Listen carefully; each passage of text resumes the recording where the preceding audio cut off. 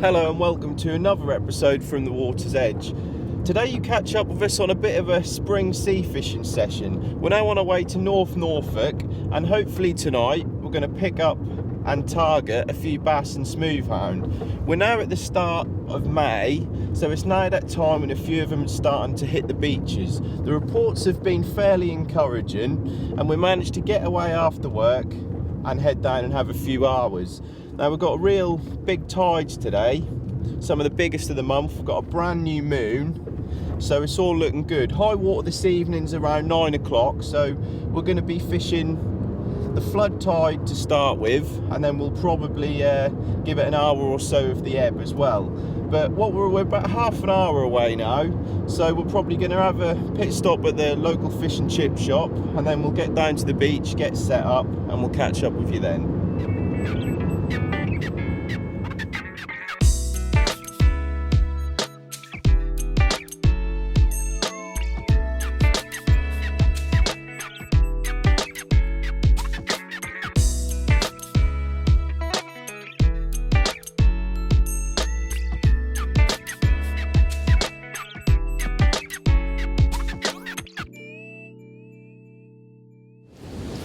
Well, we're down here and set up now. I'll just put the first bait of the evening out. Some sort of decent conditions for it, really. There's a little bit of a chop on there. Certainly looks like a sea that could hold a few bass or two, but we'll see what happens. Anyway, as I say, that first rod's out there, crab and lug cocktail. Once again, I'll just talk you through the rig, same as all the other videos again. Pulley pennel, Frio hooks. Today we switched back to the red lead, which is the 6-ounce version, just because we've got a real big tide and a bit of surf. Now onto the baits. We've got good old common lugworm, and then if you missed our last episode, you'll notice we use crab, and that's what I've got again today. We've got a bucket full of fresh peeler crab. So what I'll do is today, I just wanted to explain a little bit more about them really. It's about this time of year that, for anyone who doesn't know, the peeler crab is a hard crab. And what they do is they venture inshore and into estuaries, shallower rocky grounds, and they shed this hard shell. They're like a snake. They pop this shell off, they turn soft, and then they harden up again. But it's this little period of time when they shed the shell and they become soft that the fish come in and really feast on them. The bass, the smoothhound, the rays, everything. And they're a sort of, I guess for us spring sea anglers, they are a key item in the sort of food chain really. But how you prepare them, you'll notice obviously you can't hook it with the hard shell. So it's just a case of peeling all the hard shell off and making it so you can hook it on.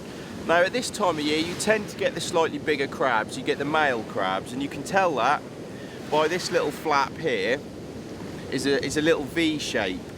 And that means they're a male. The females, which you get a little bit later on in the year, well certainly around our part of the coast, will have a more rounded edge to it. But this is a nice sized male crab. It's probably a couple of baits out of that. So what we'll do is we'll peel him now. Just take the hard shell off. When they're soft and they've popped the shell, they're really easy to peel.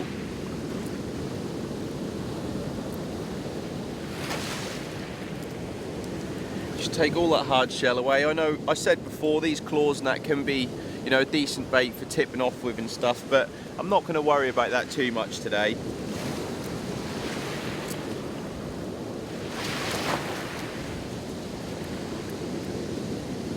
So once that hard shell is gone, you end up with a nice soft little bait like that. And what I like to do is just trim it down the middle.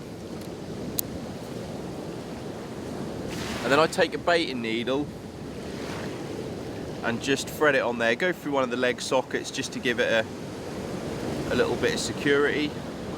So you've got two soft pieces of crab. Now obviously if you cast them out like that, they're just going to explode on the cast because there's not a lot to them really, and obviously there's not a lot to grip to the hook. So this is where your elasticated cotton comes in, or your bait elastic. If I can find the end. And you just want to give it a decent whip on.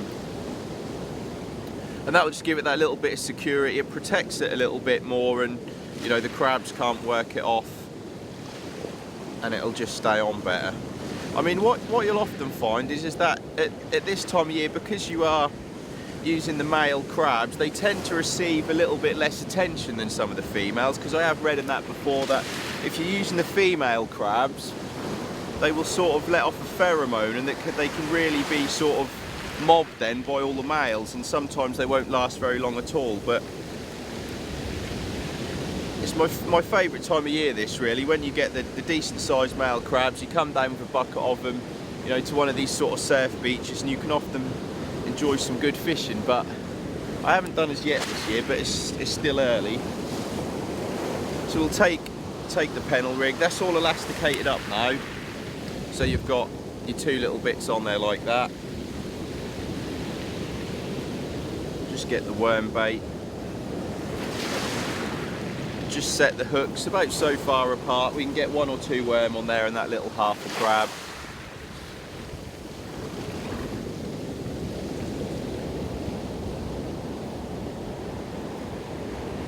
Just thread him on. I apologise if you've already seen it on the previous video, but obviously I know on YouTube some people don't follow our channel and may have just discovered this video, so I thought we'd just quickly do it again. And we've done it right at the start of the session as well, because tonight we're going to be doing most of the fishing and filming in the dark, really. Most importantly, because it is probably the better time to pick up a better fish or two. It's often you'll find that the bigger and better fish move closer to the shore during the hours of darkness. They feel a bit more security and they feel safer, so they tend to feed better at night rather than during the day. Nip that tail off. So that's the two worm on there. Now it's just a case, I just slid a little bit of the crab off the elastic.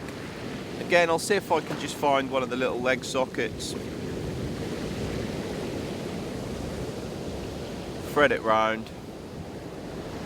And there you have a lovely little bass or smooth home bait. Or, I mean, to be fair, there's not a lot that swims in our seas that wouldn't find that attractive and wouldn't pick it up. So we just clip that on the impact lead. Nice streamlined bait. So what we'll do is we'll get that hung up on the tripod, and we'll see what unfolds throughout the session. We've probably got another couple of hours before high water and before we start to lose the light. So hopefully we might winkle one out, because it's quite low light conditions today. We've got a bit of a sort of funny sea mist in, and the sea's got a decentish colour to it. So we might winkle one out before darkness, but we'll catch up with you in an hour or so and we'll check in and we'll see how it's going.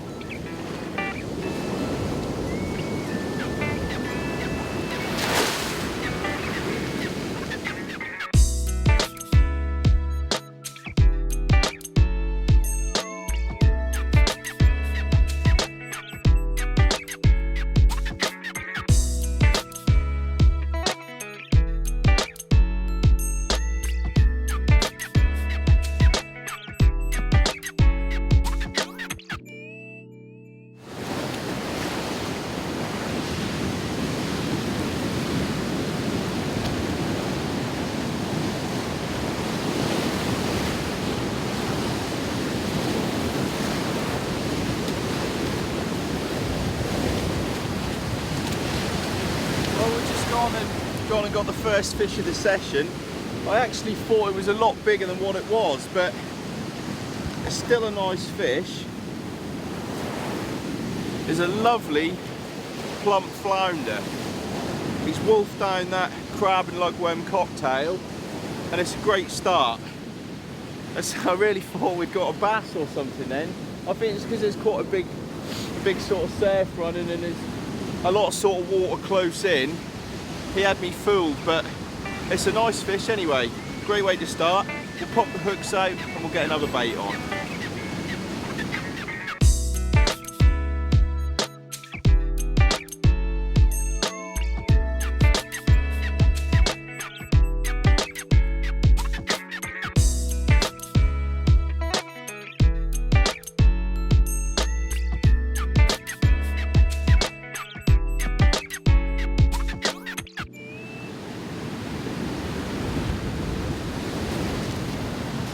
Well, after that flounder, I sort of decided to get the other rod out, really. I think now, okay, we're sort of coming up to high tide now, and I think that might be a good chance to pick a fish or two up, and then on the first 2 hours of the ebb. So we've got both rods sorted, both for fishing, and signs are looking good. He decides to do it now as well because we're sort of starting to lose the light and that, and I don't really want to be messing around in the dark, you know, getting the other one sorted. But good start. So I think I'm probably going to enjoy a cuppa now and play the waiting game, see what happened, and hopefully we can report back with a bigger fish.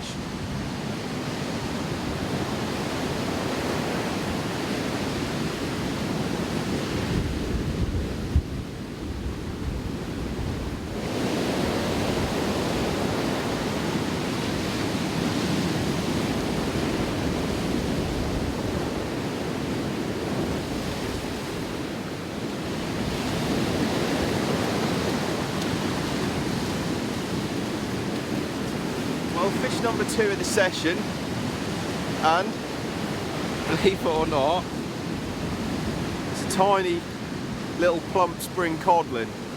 Once again, he's wolfed down that little half a crab and the worm, but it's a bit of a coddy looking sea, I guess, even though it is at the start of May. They're still getting a few of these, and there must be absolutely millions of these out there this year. So what we'll do is we'll quickly get the hook out and we'll get him put back, because if we look after these, hopefully he'll be back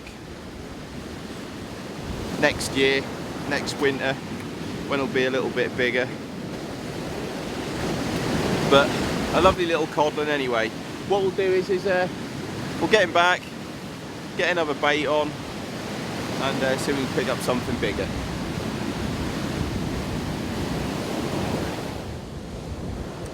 Well, just a bit of a quick update, and we've had an absolute disaster. I gave Steve one job, and that was just to keep an eye on the little base camp here while I cast out, and I come back and unfortunately the bucket has been washed away. I just about managed to salvage it, and we have the measly sum. Out of all the 20 crabs we have 3 crabs left. That's all I could salvage. The bucket's gone, my scissors are gone, the bait elastic's gone, and it's about an hour now probably before we can get back, so we've not got much choice. Luckily I had one rig baited, I packed the other rod away, and yeah, we've got about 4 chucks left. So after what started and what looked like a really promising session, has turned into an absolute nightmare. But one thing is, you know, people ask us why do we do it. You know, certainly we don't make these videos for the money. You know, we do it because we love doing it, and 2, we always have a great laugh. And you know, it's not ideal, but we've just chuckled about it then. So just thought I'd give you a little update of what's happened.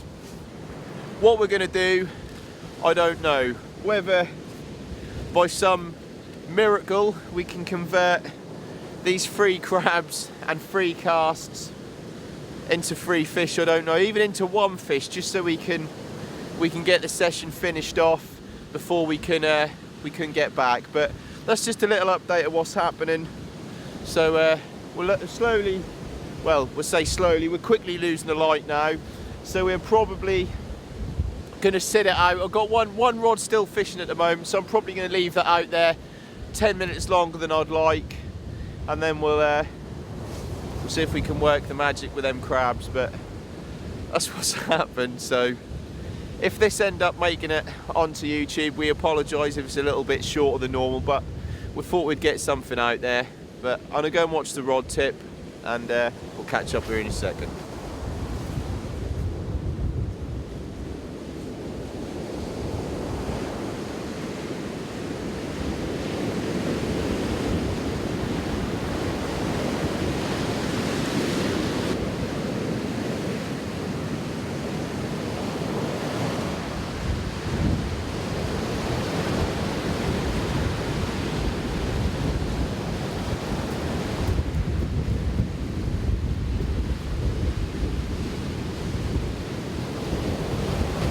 Well, I actually do not believe it.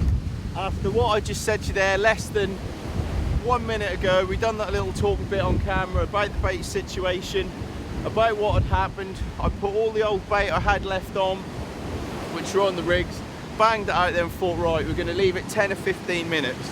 And we have gone and landed this little beauty. Just wipe some of that sand off him, just take that hook out. Actually, he's only ever so lightly lip hooked, but it's a lovely bass. Lovely prime school bass, perfect at this time of year. You know, they come in their numbers now, start smashing up that crab out there, and that is a pristine fish. I'll just give him a little wash and then I'll show you him.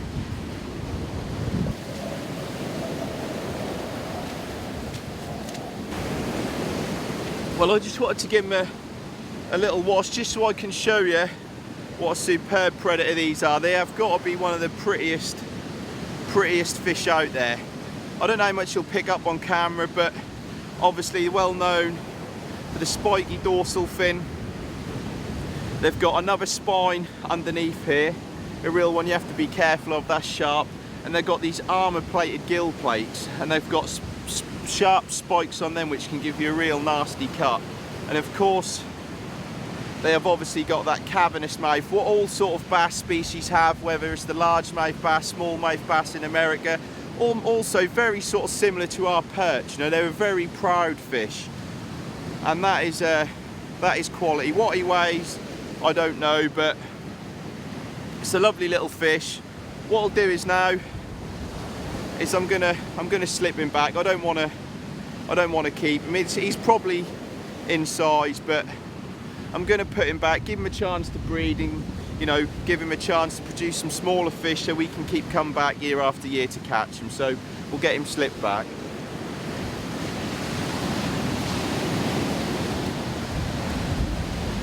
Well, that's a lovely fish, and I guess satisfying for me personally to actually get a slightly better fish on camera. You know, if you follow our channel, you know we haven't been blessed with big fish, but we can only catch what's there. And I guess tonight I did feel really confident of a better fish, and we've got a little reward there. I'm just really gutted now that what's happened with the bait. We've got 4 chucks left, and who knows? I mean, that fish there has made a real difficult situation a little bit easier. And yeah, if there's a fishing god out there, I guess he gave us a bit of bad luck, but he's returned a bit of good luck there. So I'm probably going to get one of them other crabs ready, and we'll have another chuck and we'll see what happens.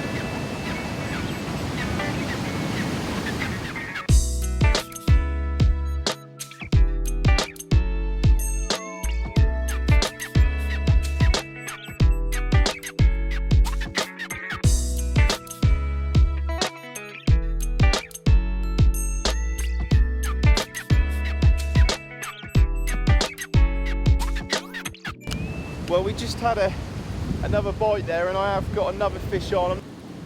It is a little dogfish. I'm in a right mess here tonight, I tell you. Nothing's gone right, but we're catching some fish. I'll put him on there. Yeah, he's a nice little doggy. Oh, I'll just show him up to you. Another first anyway on camera. Ever so wiry little things these are, but fantastic little fish. Member of the shark family, for anyone who doesn't know.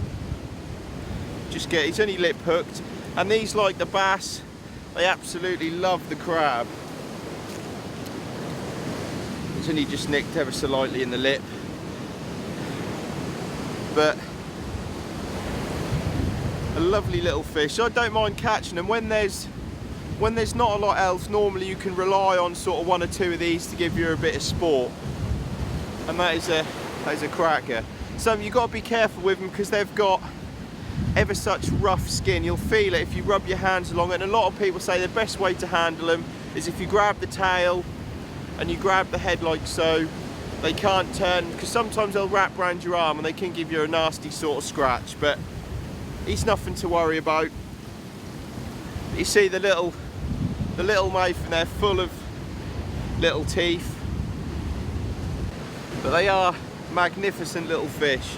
And something I always find really I guess sweet about them is the eyelids. If you look carefully, they're actually one of the very few fish. They've got little eyelids. They've also got like the sensory bits on the nose there where they go foraging about for food. But what we'll do is we'll get him slipped back. We've still got 2 baits left, so that's out of the 3 crabs we had.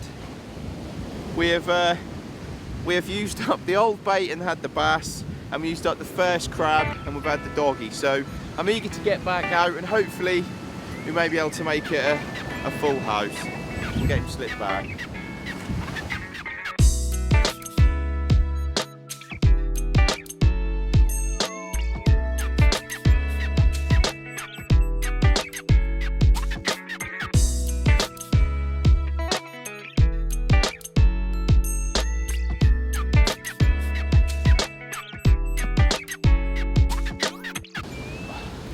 Well, we just had the mother of all slack line bites, and I think I've got another nice fish on here. Just try and guide him up the beach a little bit.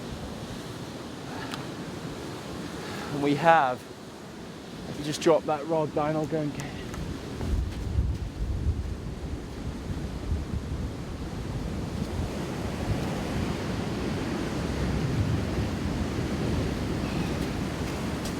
And we have got another prime sea bass. Again, not a monstrous fish. Another fish, I guess a similar sort of size to the first one, but once again another absolutely pristine fish. And that, by my sort of calculations, that's 3 fish on the 3 crab we have left. I've probably got enough left on that cast and a bit of scrap up there to have 1 more, but I dread to think, had we have only not lost the bait, how many fish we perhaps could have been catching. But what an absolute beauty. We'll get him slipped back.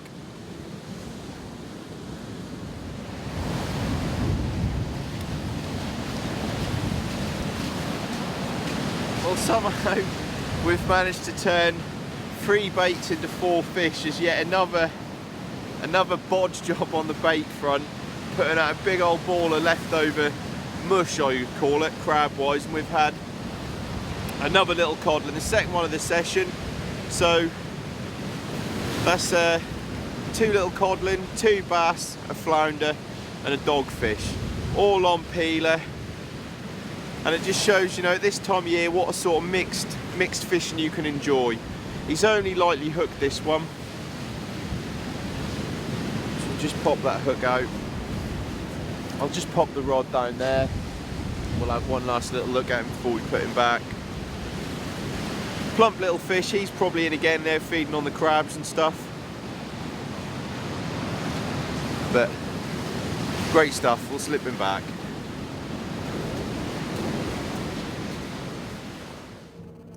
Well, we're back in the car now. We finished off the last dregs of bait we had, and I guess right now, if I can sort of feel 2 emotions, I'm feeling really ecstatic because we've had a really, you know, good session and we caught some nice fish, but at the same time I'm feeling really gutted that we lost, you know, that good quality bait we had, because, you know, I don't know what we could have caught tonight had we been able to fish 2 rods, you know, with some quality bait. I think we'd have done really well and had some even better results. But me and Steve were talking, you know, we were trying to you know, I suppose guess a reason for it, but I guess everything's come together today. You know, we had some real good conditions for a start. We had the big tides, right time of year, you know, and at the start we obviously had the good bait. But one thing which we also talked about is, if you'll have watched our videos, you'll know we get a lot of banter about Steve's hat. And for all the other sea fishing videos we've done, he's always worn a different one. But tonight, believe it or not, he brought out this bad boy. And he's convinced, and perhaps I am too now, is this could be the reason for our success.